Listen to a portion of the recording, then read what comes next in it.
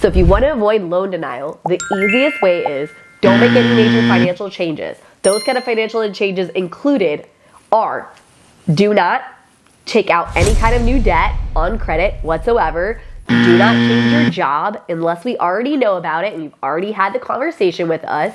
Do not go ahead and spend all or a bunch of your money, right? These are the major things that you do not want to do. Otherwise, most of the other stuff is overcomable. Even some of those may be overcomable. Just understand it's going to create a lot of wrenches. If some of those unfortunate things happen, it's okay. Just give us a phone call. Call your professional. Let them know what the heck is going on. Hopefully you pick somebody really great who's going to be able to help you with that, right? They're going to be able to say, hey, if you do this, this is what's going to be the possible consequence of the action, good or bad.